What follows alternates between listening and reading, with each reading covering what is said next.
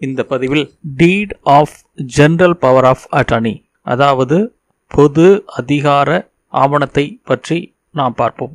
Power of attorney என்றால் power பத்திரம் என்று பொதுவாக அழைக்கப்படுகிறது.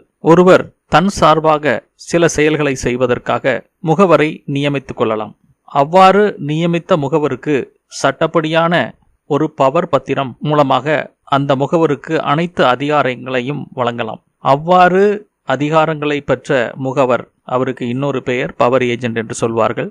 அவர் செய்யும் செயல்கள் அனைத்தும் அந்த பவர் கொடுத்தவரை, அதாவது ஆங்கிலத்தில் பிரின்சிபல் என்று சொல்வார்கள், அவரை கட்டுப்படுத்தும். எந்த விஷயங்களுக்கு அவர் பவர் கொடுத்திருக்கிறாரோ அவற்றை மட்டுமே பவர் ஏஜென்ட் செய்ய முடியும். அவ்வாறு செய்தால் அது பவர் கொடுத்தவரை கட்டுப்படுத்தும். கொடுக்காத ஒரு விஷயத்தை பவர் ஏஜென்ட் செய்தால் அது பவர் கொடுத்தவரை கட்டுப்படுத்தாது. இந்த பதிவில் நாம் பார்க்க போவது குழந்தைகள் தனது பெற்றோர்களுக்கு வழங்க வேண்டிய ஒரு ஜெனரல் பவர் ஆஃப் அட்டார்னியை பற்றி பார்ப்போம். அதாவது பொது பவர் பத்திரம். எல்லா குழந்தைகளும் இந்த பவர் பத்திரத்தை வழங்க முடியுமா தனது பெற்றோருக்கு என்றால், பவர் பத்திரம் வழங்க வேண்டும் என்றால் அவருக்கு வயது 18 பூர்த்தியாகி இருக்க வேண்டும் மற்றும் நல்ல மனநிலையில் இருக்க வேண்டும். அடுத்த கேள்வி என்னவென்றால், எதற்காக குழந்தைகள் தந்தைக்கு பவர் பத்திரம் வழங்க வேண்டும் என்பது. இன்று பல குழந்தைகள் தங்கள் கல்லூரி படிப்பை தனது சொந்த ஊரில் படிக்காமல் வேறு இடங்களிலும் வேறு மாநிலங்களிலும் வெளிநாடுகளிலும் சென்று படிக்கிறார்கள். அச்சூழ்நிலைகளில் அலுவலகத்தில் அவர் முன்னின்று ஒரு காரியத்தை செய்ய வேண்டிய நிலை ஏற்பட்டால் இதற்காக அவர் வெளியூரிலிருந்தோ வெளிநாடுகளிலிருந்தோ வர வேண்டிய நிலை ஏற்படும். ஆதலால் அவர்கள் தனது பெற்றோருக்கு ஒரு பவர் பத்திரம் மூலம் அதிகாரங்களை, பொது அதிகாரங்களை வழங்கினால் அந்த பவர் பத்திரத்தை கொண்டு பவர் ஏஜெண்டாக திகழும் பெற்றோர்கள் அந்த குழந்தைகளின் சார்பாக அனைத்து அலுவலக நடைமுறைகளையும் செய்து முடிக்க முடியும். உதாரணமாக, ஒரு வங்கியில் சென்று கல்வி கடனுக்காக மனு செய்திருக்கிறார் அந்த மாணவன். அந்த கல்வி கடனை வங்கி வழங்க தயாராக இருக்கிறது. ஆனால் வங்கி சில குறிப்பிட்ட ஆவணங்களில் கையொப்பம் பெற்றுக்கொண்டுதான் வழங்க முடியும் என்ற நிலையில் அந்த வங்கியானது பெற்றோரிடம் சொல்லும், நீங்கள் தயவு செய்து அவரை வர சொல்லுங்கள், அவர் சில ஆவணங்களில் கையொப்பமிட்டால் அந்த பணத்தை கொடுக்கிறோம் அல்லது காசோலையை கொடுக்கிறோம் என்று சொல்வார்கள். இப்பொழுது அந்த மாணவன் டெல்லியில் படித்துக் கொண்டிருக்கிறான் என்றால் இந்த ஒரு கையொப்பம் இடுவதற்காக அவன் டெல்லியில் இருந்து இங்கு வர வேண்டும். அவ்வாறு வரும் சூழ்நிலையில் அவனுடைய படிப்பு பாதிக்கப்படும். ஆதலால் ஏற்கனவே ஒரு பவர் பத்திரத்தின் மூலம் பெற்றோருக்கு பவர் கொடுத்திருந்தால் தனது குழந்தை போட வேண்டிய கையொப்பத்தை இட்டு அந்த பணத்தை பெற்றுக்கொள்ளலாம். பவர் பத்திரம் எல்லோரும் கேட்டிருப்பீர்கள். அதை பொதுவாக ஒரு நிலத்தை விற்பனை செய்வதற்கு மட்டுமே உபயோகப்படுத்துவார்கள் அல்லது நிலத்தை வாங்க உபயோகப்படுத்துவார்கள். ஆனால் பவர் பத்திரத்தை கொண்டு பல வேலைகளை எளிதாக்கலாம்.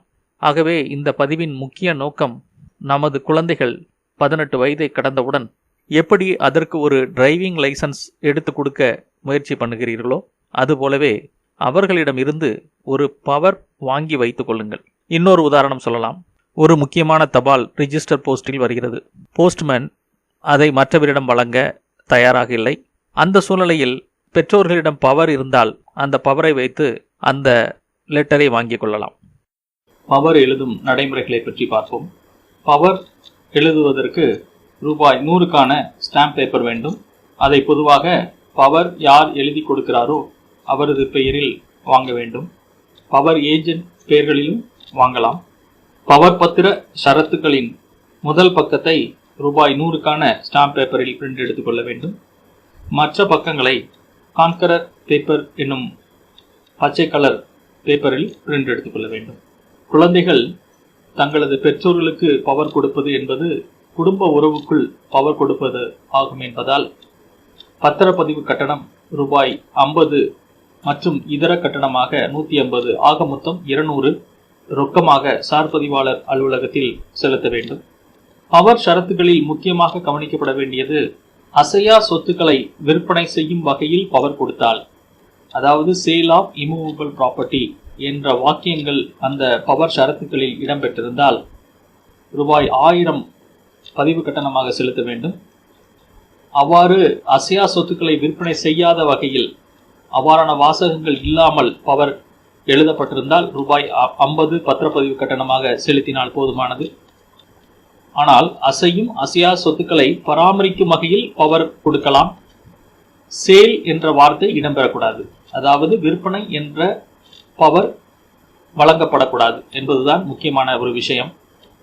மேலும் பவர் கொடுப்பவர், அதாவது பிரின்சிபல் பவர் ஏஜென்டிடமிருந்து இவ்வாறு பவர் கொடுப்பதற்கு எந்தவித மறுபயனும் பெறவில்லை என்ற வாக்கியங்கள் பவர் பத்திரத்தில் தெளிவாக எழுதப்பட்டிருக்க வேண்டும். மறுபயன் பணமாக கூட இருக்கலாம். ஒருவேளை பவர் கொடுப்பதற்காக பவர் கொடுப்பவர், அதாவது பிரின்சிபல் பவர் ஏஜென்டிடமிருந்து ரூபாய் 10,000 பெற்றுக் கொண்டிருந்தார் என்று வைத்துக் கொண்டால், அந்த 10,000 ரூபாய்க்கு சில சதவீதம் பத்திர பதிவு கட்டணமாக செலுத்த வேண்டும். ஆகவே பவர் கொடுப்பவர் பவர் ஏஜென்டிடமிருந்து எந்தவித மறுபயனும் பெறவில்லை என்று தெளிவாக குறிப்பிட வேண்டும். ஒருவேளை சேல் ஆஃப் இம்மூவபிள் ப்ராப்பர்ட்டி தேவை என்றால் அதை நீங்கள் தாராளமாக குறிப்பிடலாம். அவ்வாறு குறிப்பிடும் பொழுது பத்திரப்பதிவு கட்டணம் ரூபாய் 1000 செலுத்த வேண்டும் மற்றும் இதர கட்டணம் 180 செலுத்த வேண்டும். அதுபோக பவர் ஷரத்துக்கள் முடிந்தவுடன் கட்டாயம் எந்த சொத்துக்களை விற்பனை செய்ய அதிகாரம் கொடுக்கின்றீர்களோ அந்த சொத்துக்களின் விவரங்கள் கீழே எழுதப்பட்டிருக்க வேண்டும். பவர் ஷரத்துக்களில் முதல் பக்கத்தில் பவர் கொடுப்பவர் பற்றிய விவரங்களை எழுதும் பொழுது அவரது மொபைல் எண் கட்டாயம் இடம்பெற வேண்டும். அதுபோல பவர் வாங்குபவரின் மொபைல் எண்ணும் அவர்களின் ஆதார் எண்ணையும் குறிப்பிடுவது நல்லது. ஏனெனில் பவர் பெற்றவர்கள் தங்களை யாரென்று நிரூபிக்க ஆதார் எண் இருந்தால் உபயோகமாக இருக்கும். அடுத்ததாக நாம் பார்க்க போவது எதற்கெல்லாம் பவர் கொடுக்கப்பட வேண்டும், அதாவது என்ன ஷரத்துக்கள் இடம்பெற வேண்டும் என்பதாகும். முதலாவதாக வங்கி சார்ந்த அலுவல்கள் அனைத்தையும் செய்வதற்கு பவர் கொடுக்க வேண்டும்.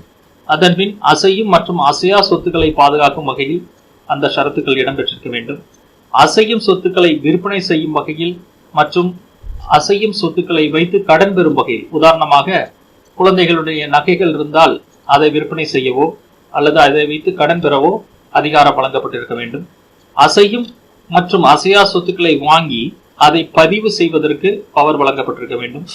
அதாவது உங்கள் குழந்தையின் பெயரில் ஒரு சொத்து, அசையா சொத்து வாங்க நினைக்கிறீர்கள் என்றால் அதை நீங்கள் வாங்கி உங்கள் குழந்தையின் பெயரில் பதிவு செய்யும் அளவிற்கு அதிகாரங்கள் வழங்கப்பட்டிருக்க வேண்டும்.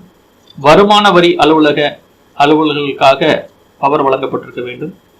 உதாரணமாக உங்கள் குழந்தை படித்து ஒரு அலுவலகத்தில் வேலை பார்த்துக் கொண்டிருக்கிறார்.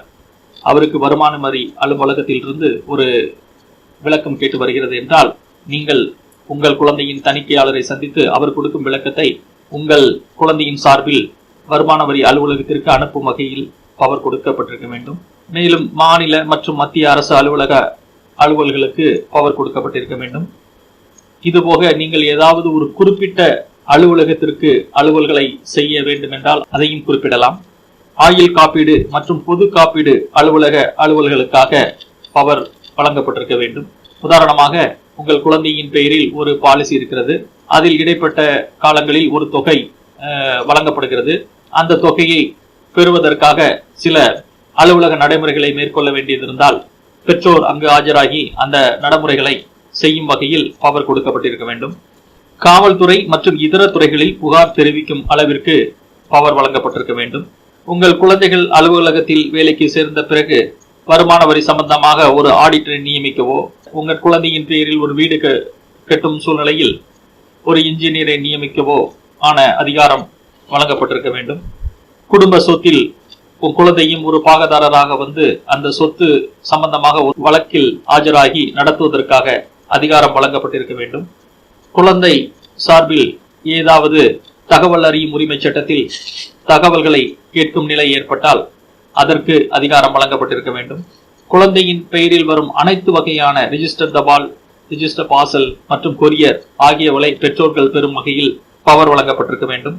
குழந்தையின் அனைத்து விதமான கல்வி சான்றிதழ்களை பெறவும், நகல் விண்ணப்பிக்கவும், சாதி சான்றிதழ் விண்ணப்பிக்கவும் பவர் வழங்கப்பட்டிருக்க வேண்டும்.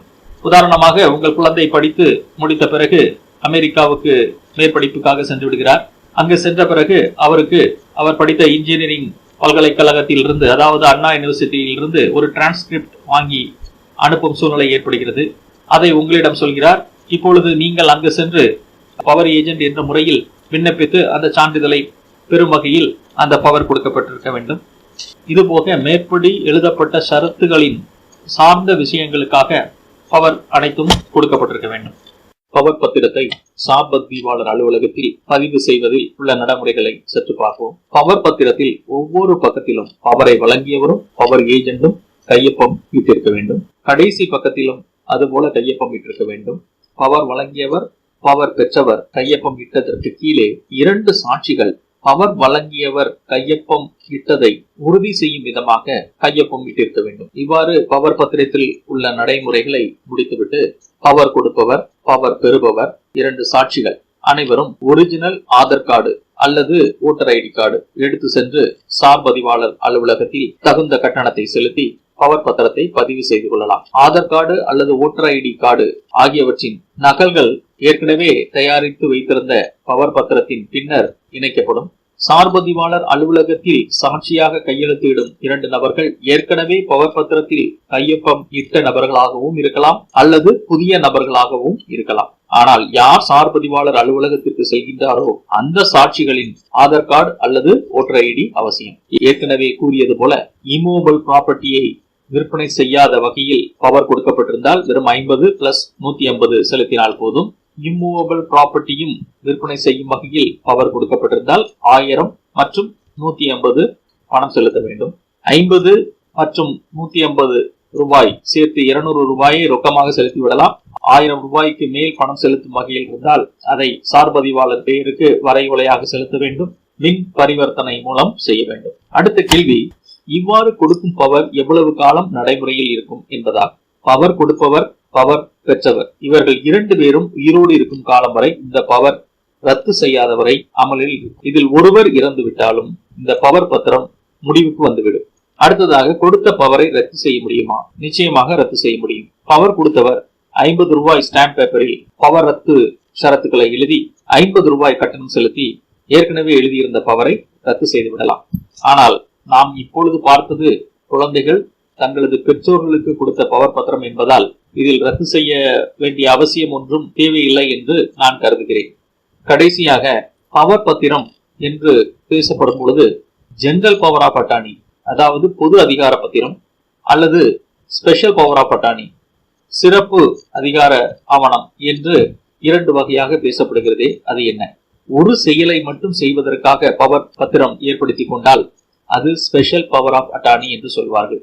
உதாரணமாக ஒரு நிலத்தை மட்டும் விற்க ஒரு பவர் பத்திரம் ஏற்படுத்தி கொண்டால் அந்த நிலத்தினுடைய விவரங்களை குறிப்பிட்டு விற்பனை பண்ணுவதற்காக ஒரு அதிகாரத்தை மற்றவருக்கு கொடுத்தால் அது ஸ்பெஷல் பவர் ஆஃப் அட்டார்னி. அதே சமயத்தில் பல அலுவல்களை செய்யும் வகையில் பிரின்சிபல் பவர் ஏஜென்ட்டுக்கு பவர் கொடுக்கும் பொழுது அது ஜெனரல் பவர் ஆஃப் அட்டார்னி. நாம் இப்பொழுது பார்த்த டாபிக்கில் குழந்தைகள் தங்களது பெற்றோருக்கு பல விஷயங்களுக்கு பவர் கொடுக்கிறார்கள். ஆகவே இது ஒரு ஜெனரல் பவர் ஆஃப் அட்டார்னி ஆகும். இந்த பதிவின் நோக்கம் குழந்தைகளிடமிருந்து பெற்றோர்கள் ஒரு பவர் வாங்கி வைத்துக் கொண்டால் குழந்தைகளுக்கு தொந்தரவு கொடுக்காமல் குழந்தைகள் சார்பாக பெற்றோர்களே அனைத்து வேலைகளையும் செய்து கொள்ளலாம் என்பதாகும். இந்த பதிவை பொறுமையுடன் கேட்ட அனைவருக்கும் மிகுந்த நன்றி.